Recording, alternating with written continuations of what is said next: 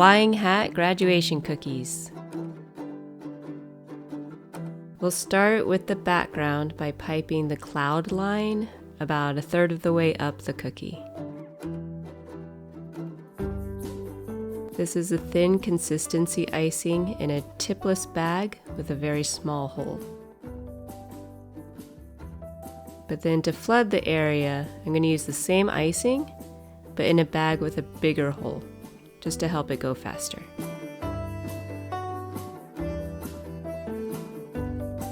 The thin icing will smooth out on its own, but I'll use a Scribe tool to fill gaps.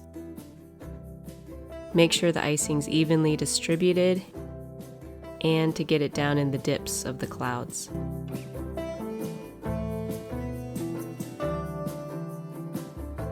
Switching to white for the clouds. Again, this is a thin icing in a bag with a small hole. And I'm just going to continue using the bag with the small hole to fill in those bumps of the clouds. Now I'm going to change over to a bag with a larger hole to fill in the rest. So I know this isn't a huge area, and it may seem goofy to have a separate bag with a larger hole. But if you're doing a lot of cookies, having separate bags like this saves time. Once the background is flooded, let it dry overnight. Alright, now we can do the grad caps, and I'm going to work my way from left to right. Make a diamond, and then 2 equal lines coming off of it, and a slightly curved line between them. Fortunately, imperfect hat outlines work just fine, since it all gets filled. This is a thick icing that does not flatten out on its own, so definitely use a Scribe tool to help get it smooth and to refine the shape as needed. The reason I'm using a thick icing is to avoid it sinking in the middle.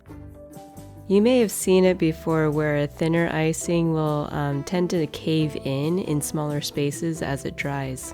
It's pretty annoying, so a thicker icing will hopefully avoid that. This third hat will be a fun upside down one.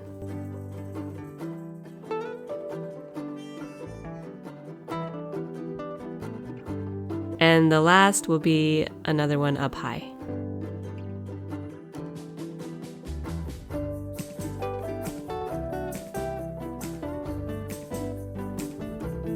Outline the clouds in a thicker white icing, so not the flood consistency that we used before, but something a little thicker.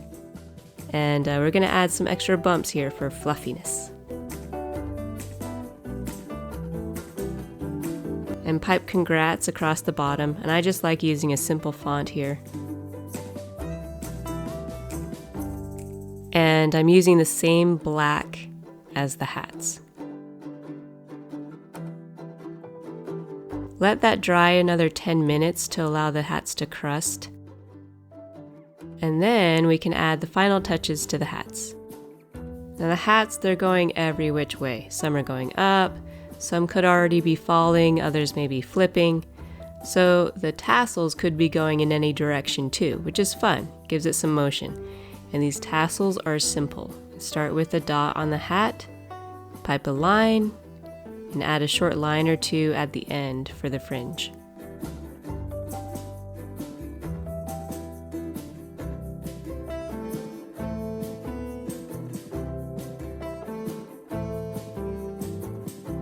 The last step is to pipe a black line to delineate the top of the grad cap.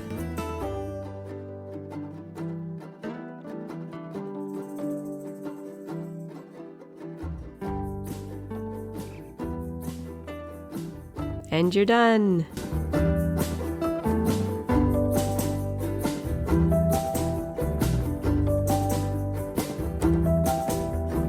Thanks for watching. See you next time.